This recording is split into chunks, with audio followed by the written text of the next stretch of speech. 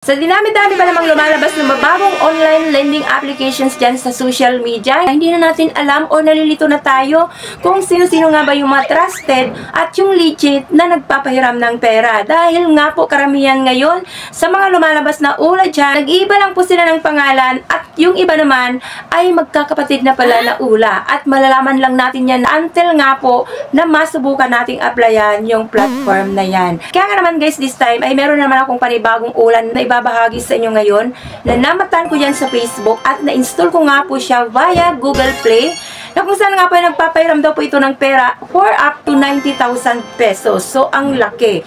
At maaari mo nga daw po itong mabayaran from 91 days up to 180 days. So, kaya naman panoorin mo yung video nito hanggang dulo para malaman din po natin kung magkano yung na-approve nito sa mga first-timer user, ano-ano yung mga deductions dito, how long yung repayment period na i-offer nila, at kung magkano yung actual amount na marireceive sa GCash account upon approval ng loan application. So, syempre bago tayo mag-proceed, kung bago ka pa lang po dito sa aking YouTube channel, please consider to subscribe na muna and click mo na rin po ang notification bell dyan para naman lagi kang updated sa mga incoming videos na ginagawa ko, dahil dito nga pa ay nagre-review po ako ng mga bagong online utangan nang sa gayon ay nagkaka-idea tayo at nagkakaroon muna tayo ng advanced information bago man po tayo mag-decide na hiraman ng pera ang platform na ito.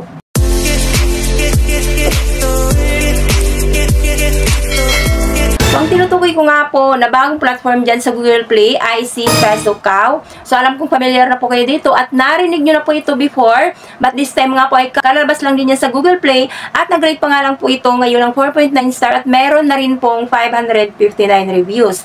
And under po siya ni Delicia Lending Investors and Trading Corporation. At na-install ko na nga po ito. So, upon registration po, so nung magpapadala po sila ng OTP, ang lumabas nga po dito na nag-send sa akin ng message ay si Pera Agad. So, ibig sabihin, ito po si Pesokaw at si Pera Agad ay isa lang din po yung company na hinahawakan nila. So, obviously, sisters company sila. After nga po makapag-register dito, using your cellphone number, ayan, so makikita nyo po nga po yan dyan, yung privacy statement nila para humingi sila ng permission to access your device. So, humingi sila ng camera access, memory access, location access, device information permission, and storage permission. So, click nyo lang po itong accept para makapag-proceed po kayo. And dito nga po, unang bubungad ay document verification na kaagad. So, maaari kayong makapamili ng any government valid ID. Meron kayo, which is na driving license, PRC ID, SSS ID, passport, postal ID, at UMID ID. And dito nga po sa akin ay SSS ID nga ang ginamit ko. And ayan, so kailangan nyo nga po dito mag-upload ng iyo pong document. At kailangan daw po ay readable at malinaw yung pagkakapicture nyo para hindi po dito mag-failed ng application po ninyo.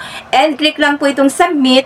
And next nga po dyan ay hingian din po kayo ng face recognition. So, and click lang po itong submit.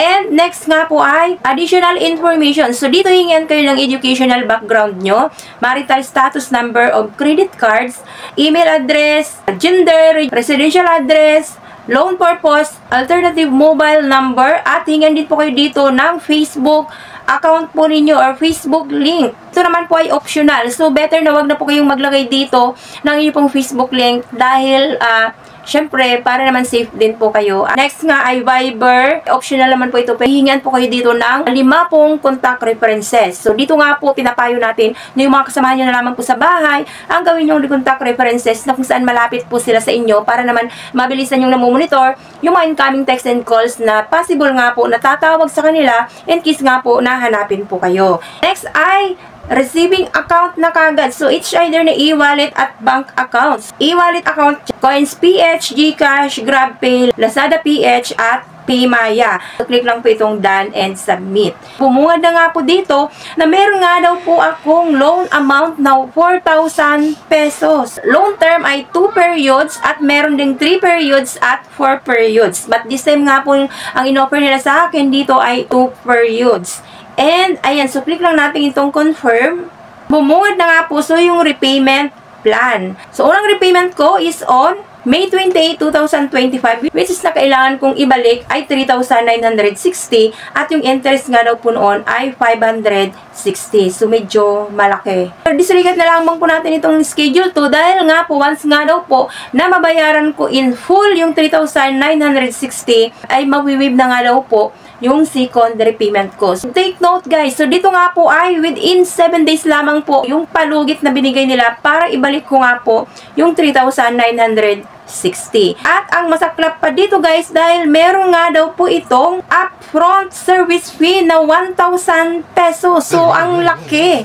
Isipin nyo, yung 4,000 na in-approve nila, babawasan pa ng 1,000, so magiging 3,000 na lamang, at babawasan pa po ng interest na 560. So, hindi ko full na ma-receive yung 4,000 dahil bawas na po doon yung 1,000 at binawas na rin po doon yung 560 as interest nila. So, malaki na kaagad po yun kapag kakukwentahin na natin. At ang masaklap pa nga po dito dahil within 7 days lang ay kailangan mo kaagad na ibalik yung pera. At ang full repayment na kailangan kong ibalik sa kanila ay nagkakatutal ng 4,520.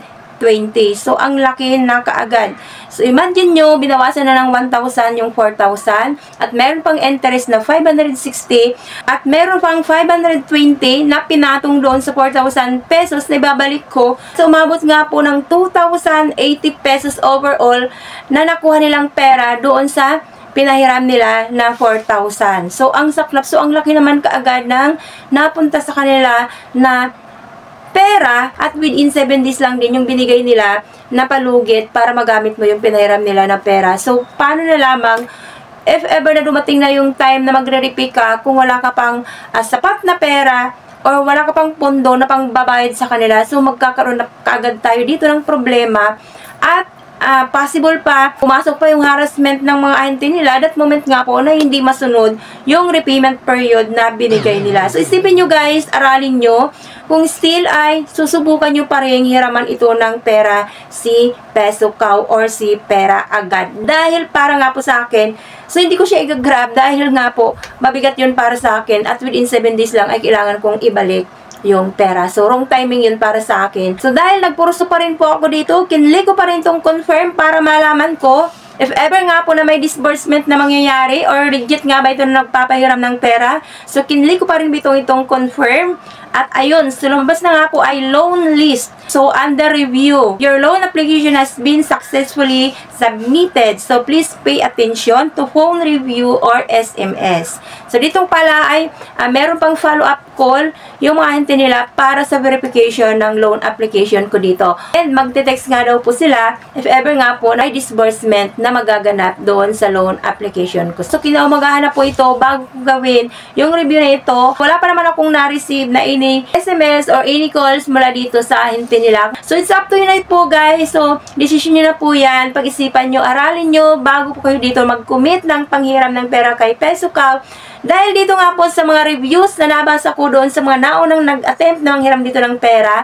So far, wala pong nag-proof or wala pong nag-mention na nakatanggap sila ng pera dito kay Peso Cow. So, sabi nila, nagagather nga lang daw po ito ng information and at the end ay wala naman daw pong pera na isi-send. So, ayan guys, so sana po nakatulong sa inyo yung video na ito. Aralin, isipin, bago po kayo dito commit ng panghiram ng pera kay Peso Cow para naman at the end of the day ay wala po kayong pagsisisihan at hindi nyo rin po ako sisihin na napanood nyo ang video na ito. So, ang decision ay nasa inyo na po yan.